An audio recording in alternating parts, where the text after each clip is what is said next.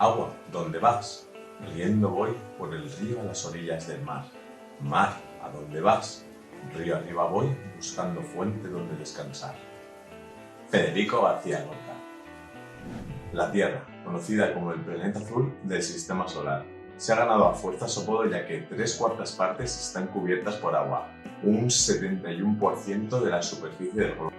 Entonces, ¿por qué se llama planeta Tierra y no planeta agua si el 70% es líquido? Déjame decirte que no es exactamente así. En términos de masa total, la Tierra ocupa muchísimo más, sobre todo por las tierras sumergidas. El agua, aunque ocupa un 71% de la superficie terrestre, representa un 0,02 de la masa total del planeta. Resuelto este misterio, pasamos con otro tema. Del 71% de agua, el 97%, que es prácticamente casi toda, es agua salada, de océanos y mares. De esa que no te gustaría beber, vaya. Mientras que solamente el 3% es dulce, pero ni mucho menos es ya apta 100% para el consumo humano. Gran cantidad de esta tendrá que pasar por un proceso de potabilización para que sea finalmente apta para el consumo humano. El 79% de primeras está congelado en los casquetes y glaciares polares. Tendrías que ir allí a pegar la lengua para sacar unas gotillas. Un 20% está contenida en aguas subterráneas y acuíferos, aquella agua que se ha conseguido filtrar por la lluvia y formar parte de la escorrentía. El otro % está disponible en la superficie en otras formas: lagos, ríos, en la atmósfera, en la biosfera, etcétera, etcétera, etcétera. Entonces, ¿nos vamos a quedar pronto sin agua porque solo el 3% es dulce? No exactamente, porque verás, la naturaleza es sabia y hace que este recurso natural experimente una constante renovación. Gracias al ciclo hidrológico o ciclo del agua, esta renovación es posible. Se produce un intercambio de energías en las grandes masas de agua de la hidrosfera, que viajan a las masas continentales, donde pasan de líquido a vapor o en forma de nube, y de nuevo a líquido en forma de lluvia. ¿Cómo pasa eso? Te lo explico. Primero, el sol calienta a tope el agua de todo lo que pilla, océanos, mares, ríos, y produce el proceso físico de evaporación, paso de estado líquido a gaseoso. Se convierte en vapor de agua en la atmósfera, donde se concentrarán gotas de agua tan pequeñas que en un estado avanzado de condensación crearán nubes bien cargaditas de agua. Este fenómeno se emulará en la superficie terrestre con otro proceso, que es la evapotranspiración, que es la transpiración a través del agua contenida en la vegetación. Y ya tendremos en el cielo un montón de nubes listas para descargar agua. Segundo, empujadas por el viento, las nubes avanzarán hacia el continente, chocarán contra las montañas u otras superficies y precipitarán creando lluvias orográficas. Aunque quien dice lluvia también dice nieve o granizo, según las condiciones que se den según el ecosistema. Tercer y último punto del ciclo hidrológico. Todo lo que da la madre tierra regresa a ella. Esa agua precipitada que cayó en la superficie retornará a los ríos, alimentando su caudal, a los lagos aumentando su contenido o directamente en las plantas regándolas de vida. Lo que cae en el suelo toma dos caminos: la que no se filtra y forma parte de la escorrentía superficial, o la que se filtra llegando hasta las aguas subterráneas o acuíferos, donde o bien se almacenarán o irán de vuelta al mar para volver a formar parte del ciclo del agua. Entre tanto, el ser humano aprovechará el ciclo del agua para almacenarla en embalses, cosechadoras o pozos, que luego pasará a plantas potabilizadoras, donde se sanitiza para hacerla apta para el consumo humano. Luego, esta se guardará en grandes depósitos urbanos que mediante tuberías llegará a nuestros hogares, para que tú puedas hacer esto.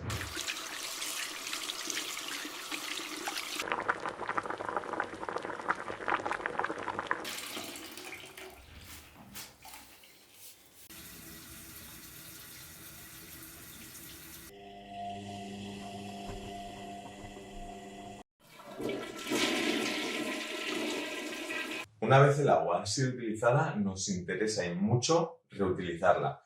Por eso en pueblos y ciudades existen sistemas de saneamiento y alcantarillas para recoger el agua residual que irá derechita a una depuradora para volver a sanitizar esta agua y hacerla adecuada para distintos usos. Espero que te hayas empapado con la introducción porque en este vídeo vamos a explicar la hidrografía, que es la rama de la geografía física que estudia y describe las aguas superficiales, mares, lagos, charcos y cualquier otra formación de relieve que contiene ese preciado oro líquido, el agua. Un recurso vital e insustituible, al igual que escaso e ilimitado, repartido desigualmente a lo largo y ancho del planeta, entre territorios donde abunda y territorios donde falta. El agua ha sido la razón de los primeros asentamientos de la humanidad, como el de Ur, entre el Tigris y el Éufrates. Fue el elemento sobre el que se cimentó el Imperio egipcio o pequeños asentamientos que hoy son ciudades tan importantes como Londres o París. Se construyeron donde están por la simple estrategia de tener agua al lado. Fue el motor que hizo desarrollar la revolución industrial entre el siglo XVIII y XIX y la razón por la que España se conoce como la huerta de Europa. No obstante, tanto la escasez como la falta de agua saneada es un gran problema mundial que causa desaparición de especies de animales y plantas que al desaparecer el agua, lamentablemente, también desaparecen ellos. Enfermedades, sociedades que ante la falta de este recurso deben recorrer a fuentes de agua contaminadas causando miles de muertes al año. Conflictos por el agua que derivan en problemas sociales, económicos y políticos, de los que hablaré en un vídeo más adelante. Dame tu like si estás interesado en esto.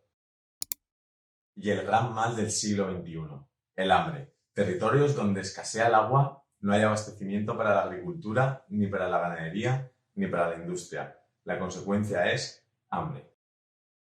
La geografía ofrece soluciones para la gestión y la distribución del agua, pero al final lo que hacen falta son empresas, sociedades y políticas responsables para hacer un uso responsable de estas. Soluciones como tecnologías que mejoren la distribución para el abastecimiento de riegos, fábricas, domicilios.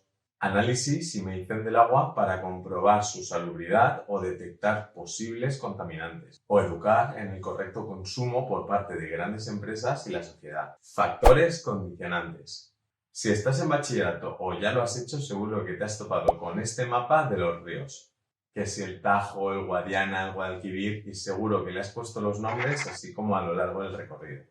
Ahora, ¿qué hace que los ríos del oeste de la península sean mucho más largos que los del Atlántico y los del arco mediterráneo? ¿O por qué en unos fluye el agua súper rápido y en otros fluye de manera más calmada? Vamos a ver cuáles son los factores que influyen en la red hidrográfica de España. Clima, las precipitaciones. El clima de distinta zona hará que el caudal de agua sea más o menos abundante, pues está relacionado directamente con las precipitaciones, que son las que nutren de agua los ríos o acuíferos de la superficie terrestre. La zona donde llueve mucho, la España húmeda, donde llueve durante gran parte del año de una forma más o menos regular. Hace que sean ríos con un caudal grande. Son ríos de la vertiente atlántica, como el Tajo, el Duero, el Guadalquivir, o de la vertiente cantábrica, como el Nalón o el Nervión. Zonas donde llueve menos, la vertiente mediterránea, donde las borrascas atlánticas cargadas de agua de lluvia no terminan de llegar, pues se lo han dejado todo atrás, haciendo que los ríos mediterráneos tengan un caudal más pequeño e irregular. Estos ríos son, por ejemplo, el Llobregat, el Júcar o el Segura. Pero justo e irónicamente el Ebro, que es un río mediterráneo, resulta que es el río más caudaloso de España. ¿Tú sabrías decir por qué? Déjalo en los comentarios. Y las zonas todavía más secas del sureste, en el que el caudal es escaso porque ha llovido tan poco que se llega al estiaje, que es el nivel de caudal mínimo cuyo principal problema es la sequía. Estos ríos se ubican sobre todo en Alicante, región de Murcia y Almería. Las temperaturas de cada lugar de la geografía española influirán tanto en la existencia de precipitaciones como en la pérdida de agua de los ríos y superficies líquidas por evaporación. Relieve. Las orientaciones de las laderas, el grado de pendiente y más factores del relieve conforman la distribución a rasgos muy generales de la red hidrográfica básica. Verás, durante el Terciario, durante la orogénesis alpina, hizo que el gran zócalo herciniano se inclinara hacia el oeste, es decir, en dirección hacia el Atlántico. Nacen aquí, aquí y aquí y van a morir al Atlántico, excepto el Ebro, porque traza el valle del Ebro y desemboca en el Mediterráneo.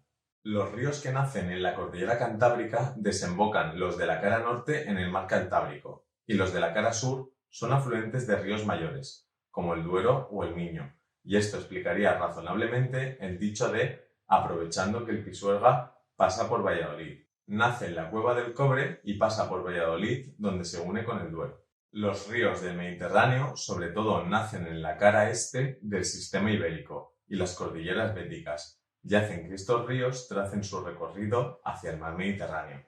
¿Qué supone para el río que el relieve tenga una forma u otra? Pues en su velocidad y en su potencial erosivo. Normalmente, a mayor pendiente, el río correrá más deprisa y el agua caerá y arrastrará partículas con más fuerza y la capacidad erosiva será mayor. Y al revés, en terrenos llanos, donde el río fluye de una manera más laxa, calmada y no tiene suficiente energía como para erosionar, simplemente no presentará cambios a corto plazo e incluso pueden llegar a tener circulación endorreica o sin salida al mar. La altitud afectará también al régimen hidrográfico, que explicaré en el próximo vídeo.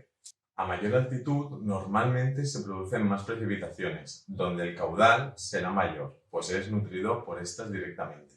En zonas de alta montaña, la precipitación, en forma de nieve, queda retenida durante el invierno, porque se congela. No es hasta primavera, a principios de verano, cuando esa nieve o hielo se derrite, convirtiéndose en agua que se une y forma parte de los ríos de la red hidrográfica.